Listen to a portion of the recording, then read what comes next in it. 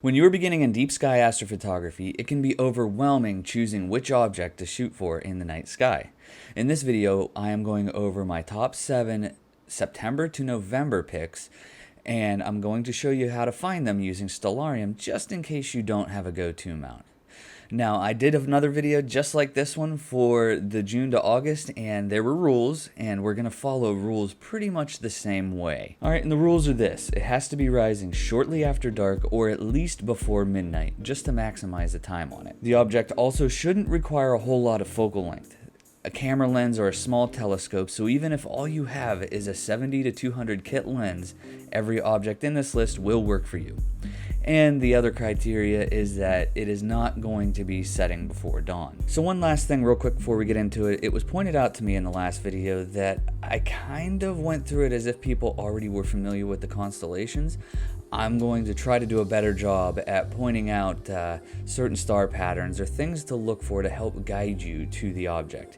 But let's get into it, and we're going to start with, of course, the most popular one of all, our closest galactic neighbor, Andromeda. Andromeda is excellent for multiple focal lengths from 135mm on up to 400. Anything higher than that and you start to get into mosaic territory, but you can pull out a lot of detail doing those. A nifty fact about Andromeda, it is the furthest deep sky object from Earth that we can see with our naked eyes if it's dark enough. And here's how to find it. Okay, so starting off in how to find Andromeda, I do have this set for the beginning of September in Stellarium, and what you want to do is look for Cassiopeia, which is the big W in the night sky towards the northeast at this time of year. Now, it is very common to see Cassiopeia. You can even see it from light polluted areas, so that should help you out. And what you want to look for is the constellation Andromeda just a little bit below that W. And let me turn on the constellation lines here. Okay, so with Cassiopeia, if you look a little bit down, you see these 3 stars here. Okay, now the 2 pointing up here, that pretty much points right to Andromeda, because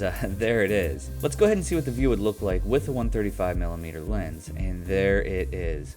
If we rotate just a little bit, get a little bit of angle, that's great. And then with the way it's oriented right now, you'd actually want to flip the image vertically to get the dust lanes to be towards you. That way you get the right perspective. But hey, there you go. You found Andromeda. Don't worry, Southern Hemisphere people, I do have something in store for you, so stick around.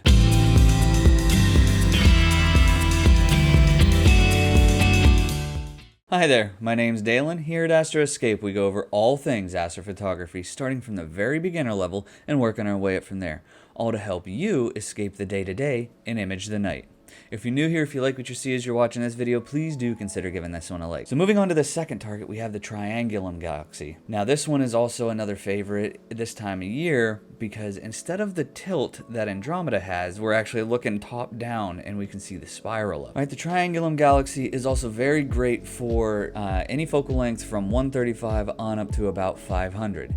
And another cool thing about it being top down is when you pull out enough detail, you can start seeing the various nebulae that are around the galaxy. All right, and back in Stellarium, how to find it. So we are going to use pretty much the same way we used to find Andromeda, but we're just going to go a different direction. So if I bring up the lines again, those 3 stars we used to find Andromeda, we're going to use those same ones again. Now, instead of going up towards Andromeda, we're actually going to go down a little bit towards the constellation of Triangulum. And if we zoom in just a little bit, there's Triangulum right there. And let's go to the 135mm view. That way we can see what it would look like. All right, and at 135mm, you still got a lot of room to work with. So if I go ahead and throw the Zenithstar 61 on it just for giggles, this is what it would look like at about 360mm. So it would be better with a small scope, but you don't have to use one. If all you have is a kit lens and it's one of the zoom kit lenses that go up to 200mm, you have plenty of room to work with. All right, moving on to the third object, we are kind of still staying in the same region of sky. We're gonna go back over to Cassiopeia, but we're actually gonna go to the opposite side of Cassiopeia. So for this one, we are doing the Heart and Soul Nebula. And the reason I combine these two is because if you are using a wider lens, say 135mm or even lower, then you can capture both of these targets in the same frame. However, if you go up to around 350 to 400mm, then you can choose one or the other. There are tons of pictures out there where people have done both, and some where they've only done one. So in order to find the Heart and Soul Nebula, we're going to go back to Cassiopeia, so the big W again, and this time we're going to go to the left edge of the W, and we're just going to zoom in just a little bit. A good way to do this to help find it is in the middle of the W, on the left side of the middle, just draw a line straight down to the top of Perseus. Okay, now we're not going all the way, and if you're in a dark enough area, while you're drawing that line, you'll see the double cluster right here beside it. If you just go a little bit to the left, there's the Heart and the Soul Nebula. So the Heart one is the top one and the Soul is the bottom. All right, so if we go back in and see what it looks like with the ZS61, you can see that around 360 millimeters, I can get just the Heart or just the Soul. Now, if I back it out to the 135 millimeter, both of them fit in there, and you can even get the bonus of having the double cluster in if you frame it the right way. So you got options with this object, and it is a fantastic object, and I will say if you are using an unmodded DSLR, just like before with all the other types of emission nebula, you're going to need a lot of data. If you're using a dedicated Astro Cam, then the filters aren't there to block out some of this data, but just know that you will need a lot of data if you're shooting this target. All right, and next we're going to take pictures of California. Whoa, not the state, the nebula. There is a nebula called the California Nebula. Now, can you see where this one got the name? Now, this one is an emission nebula, so make sure you grab a lot of data if you are using an unmodded DSLR. And the California Nebula is also a great target for kit lens on up to about 400 to 500 millimeters. Once you get above that, that's where you're going to want to start doing mosaic again, but for beginning and just having a kit lens, this object will work. So in order to find it, we are going to use Cassiopeia one more time for our signpost. But moving on, we're going to go straight down, just like we were going for the Heart and Soul. However, we're going to go into the constellation of Perseus. Okay, and Perseus is this constellation right here. We can go ahead and hop down to the brightest star of the constellation, which is Myrfak, and we're just going to keep following it around. So if I turn off the constellation lines, what you're going to want to do is bounce from Myrfak to this one, and then just go halfway to this one. Once you're halfway, you are there. The California Nebula is between those two stars. All right, going back into the view with the camera preview, with a 135 millimeter lens, it actually fills up the view pretty well. And if we go back to 360 millimeters, it pretty much fills the view. So you have tons of options to work with on the California Nebula. All right, moving on to the next one, Subaru owners. You guys are gonna love this one because of, well, can you guess? Yes, it's the Pleiades, which is what Subaru is named after, in case you didn't know that. But that little fact has probably been spouted at pretty much every star party, am I right? Let me know down in the comments below. But the Pleiades are probably one of the most iconic star clusters to us because it is a star cluster that we can easily see with the naked eye, even in light polluted areas. The ability to get this one for images, you can start real wide, and I'm saying even 50 millimeters, because you go that wide, you can even include the California Nebula. But there's a ton of dust around the area of the Pleiades, and some of those real wide pictures that I've seen that include the Pleiades in the dust, they are amazing looking.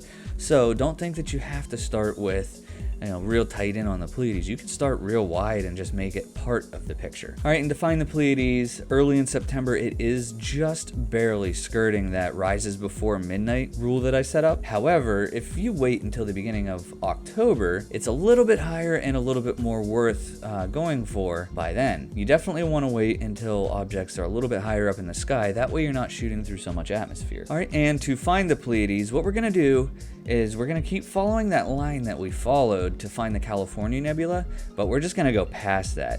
And eventually you'll notice a fuzzy object in the night sky that you can see with your naked eye. Now, if you slow down for a second and start counting stars, then you'll notice that that's the Pleiades. It is probably one of the easier ones to find in this list because you can see it with the naked eye, even in the city. All right, and zooming in to see what it looks like, and I've set this to 50 millimeters just to really show. You set it to 50 millimeters and then rotate just a little bit. You'll notice that the Pleiades and the California Nebula are in the same frame. However, focusing back on the Pleiades, if we go to 135, this is what it would look like, and again, with the Zenith Star 61, it pretty much fills the frame. if you go any larger in focal length, you're going to start requiring to do mosaics or different panels. Alright, and before we continue, I do have a question for you. What is your favorite object on this list? This list has probably the most of the beginner targets at the same time. So I want to know which one's your favorite down in the comments. And moving down to the southern hemisphere, if we're following the rules I set up and saying if it rises just before midnight, southern hemisphere guys, you guys get to just squeak by with an object in the constellation Orion.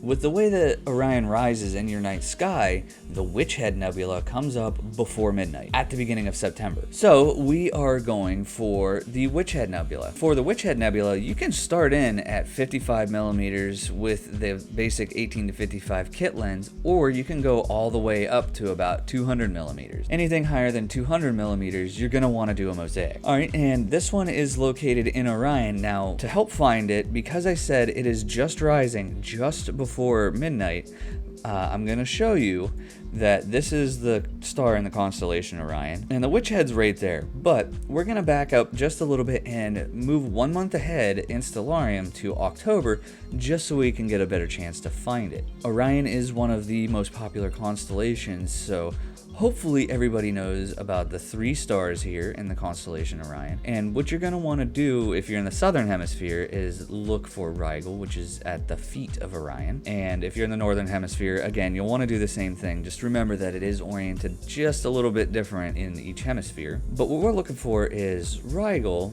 and we're just going to go in just a little bit. Now what you want to do is just draw a line over to Cursa from Rigel. Just keep the 3 stars and the bottom half of Orion in your mind. Now, we're not touching the Orion Nebula just yet. We're going to hit that in the next list. What we want to do is look for Rigel, and then just a little bit up and to the right in the southern hemisphere from Cursa is the Witch Head Nebula. And this is what it looks like in the Zenith Star 61. So this is at 360 millimeters, and it's a little bit close for my taste because there are some things on the end of the nebula that you could just barely make out in the frame of that. However, if we back out to the 135, then you can include Rigel and a few other stars and get some of the real dim features here on the edges of the nebula. Okay, and keeping in the south for our last target, we're going to go into the Large Magellanic Cloud for the Tarantula Nebula. Now, a great thing about this target is that there's a ton to work with. Now, you can either focus on the nebula itself or get the star cluster that is the Large Magellanic Cloud. The great thing here is that you can go wide at 85 millimeters and capture the Magellanic Cloud in the frame, or go pretty deep with a telescope and even up to a 103 millimeter telescope. So that means going into focal lengths up to 700 millimeters or more. Now this one is a little bit more challenging to find because it doesn't have the very popular signposts to get to it, but the cloud can be visible to the naked eye under dark enough skies.